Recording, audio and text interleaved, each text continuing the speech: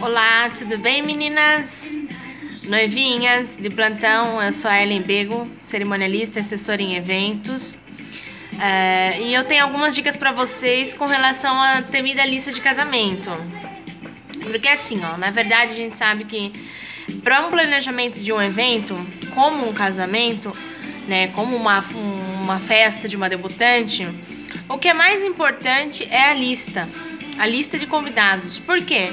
Porque baseado nessa lista, a gente vai ter a confirmação de presença, a quantidade de pessoas que vão vir, lugares para montar a mais, as mesas, cadeiras necessárias. Em decoração também isso afeta para saber quantas mesas nós vamos montar, se vamos precisar de mais arranjos ou não. Então assim, a minha dica é, primeira coisa, ficou noiva, foi pedida em noivado, aquele dia tão legal, tão emocionante. Então assim, sentem os dois, você e o seu noivo, comecem a pensar sobre uma possível lista, quem vocês iriam convidar, quem vocês gostariam que estivesse nela, que não pode faltar.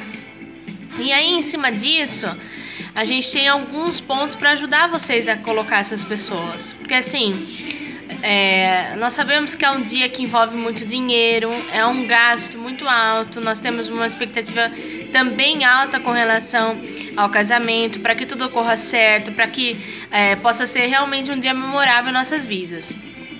Então, uma dica que eu dou é o seguinte: faz essa lista com a quantidade de pessoas que você gostaria de convidar. Depois você vem com os cortes. A princípio, coloque todo mundo que você gostaria que estivesse contigo naquele dia. Aí a gente tem algumas outras coisas que devemos levar em conta. Por exemplo, você definiu que teu pai vai te ajudar, o pai da noiva vai ajudar a pagar a festa. Um exemplo. Então assim, geralmente é de praxe que o pai da noiva, por exemplo, ou de quem colaborou, possa escolher algumas pessoas que ele queira levar. Então ele pode levar pessoas a mais. Isso já é comum, já é habitual, tá? Porque ele tá pagando, então ele pode levar algumas pessoas a mais que ele deseja. Se for os noivos que estiverem pagando a festa no meio a meio, a quantidade de convidados vai ser igual, metade, metade. E assim, vocês não são obrigados a convidar quem faz muito tempo que vocês não têm contato. Então, por exemplo, a gente vê algumas regras de etiqueta, até a própria Glória Calil fala, que assim, se você não tem contato com uma pessoa há mais de 10 anos, você não é obrigado a convidar simplesmente por ser parente ou alguma pessoa assim que conviveu contigo há um tempo. Assim, o casamento, ele é aquele momento que vocês estão vivendo juntos. Então, se a pessoa não acompanhou a história de vocês, não acompanhou o relacionamento desde o começo, nem sabe que você tá noiva, nem nada, então você vai convidar simplesmente por ter que convidar? Então, a ideia não é essa. A ideia é que seja um momento para você compartilhar com as pessoas que você realmente ama e que valem a pena. Até porque isso envolve o custo. Se você não tem limitação, um limite orçamentário, então você pode escolher todo mundo. Você coloca lá, o salão comporta, não tem problema. Mas se você tem o fator grana, o fator local, tudo isso, então coloque realmente as pessoas que fazem a diferença na sua vida, tá? Além dessa esqueminha de quem colabora, paga e tudo mais, tem algumas outras dicas aí para dar para vocês. Então vocês começam com a lista maior, depois vocês aos poucos vão redefinindo quem vocês realmente querem que estejam com vocês, tá? Não precisa ter esse sentimento de culpa. Eu deixei de convidar uma pessoa, eu trabalho num time, eu trabalho numa equipe, num departamento que tem 30 pessoas, mas eu não vou conseguir convidar todo mundo. É normal que as pessoas convidem quem elas têm empatia, a pessoa que tá sempre ali do lado, aquele que sempre te ouviu quando você quis dizer, porque noiva, toda noiva gosta de falar do casamento, do que vai acontecer, do planejamento e tudo mais. Então, você não é obrigado a convidar todo mundo por convidar, você tem que convidar as pessoas que você quer que estejam lá contigo, tá? Com relação às crianças, né? Quando a gente tem muita criança na lista, nós, assim, como cerimonialistas, a gente sempre fala para ter, assim, um espaço mais reservado para elas, com monitores, com brinquedos. Por quê? Porque a criançada faz barulho, geralmente Os pais não conseguem, ou eles prestam atenção na cerimônia, ou eles cuidam das crianças. Então, assim, se a gente tem monitor, se tem brinquedo, se tem alguém que possa aí cuidar da criançada, isso daí ajuda também no desenvolvimento da sua cerimônia, tá? E aí os pais também têm que ficar atentos, porque as crianças estão com monitores, mas a responsabilidade é dos pais. Uma outra coisa é assim, a demarcação da mesa. Demarcação da mesa é uma coisa que eu sempre falo para os meus noivinhos, que é super legal. Eu acho que é importante a gente demarcar a mesa. Por quê? Porque quando você demarca a mesa, as pessoas já se sentem mais assim... ela colocou a mesa número 1 pra mim. Então eu vou lá, eu me sento nela, eu não tenho que ficar procurando lugar. Se tiver 2 lugares vagos só naquela mesa lá, eu não tenho que me sentar lá e tudo mais. Porque os noivos já se preocuparam com isso antes. Agora sim...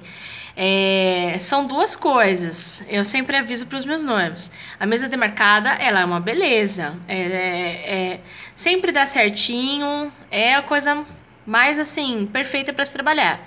Só que tem um outro lado também. Ela vai depender mais da organização dos noivos. Vai depender mais aí de tempo de vocês. Por quê?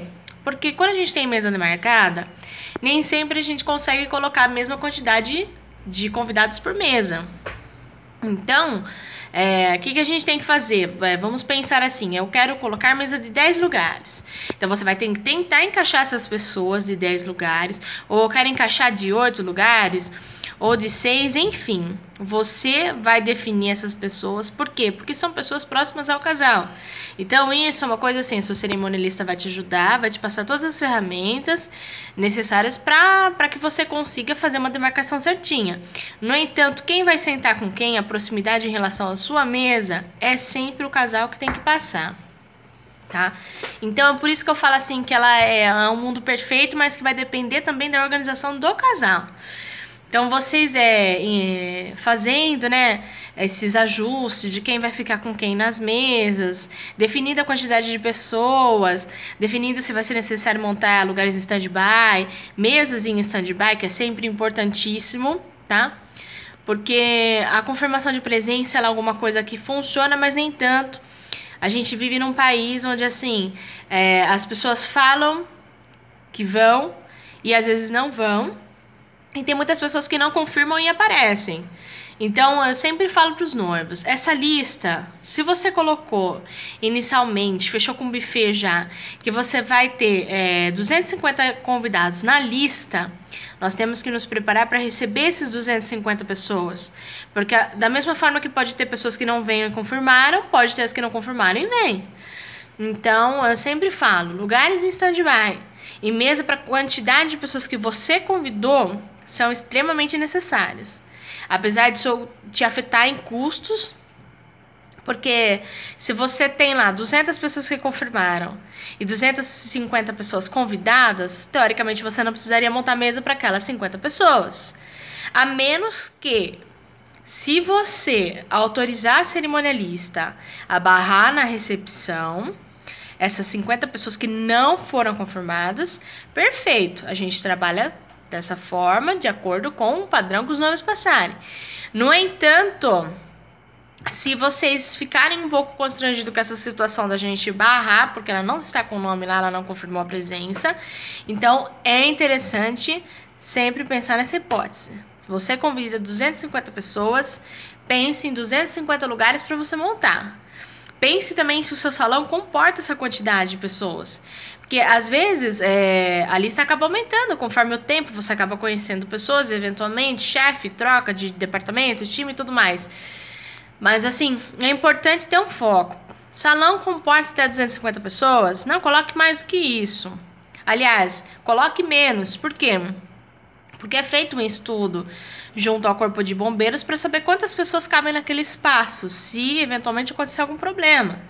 Tem uma conta que é feita com relação à área, metragem do espaço. Então, assim, é importantíssimo estar atenta às leis de padrão do negócio. Então, por exemplo, fechou para 250 convidados? Cheque se o local fornece 250 cadeiras, se fornece mesa suficiente para isso. Você sempre tem que lembrar que você vai descontar espaços de mesa de bolo, de aparador de buffet.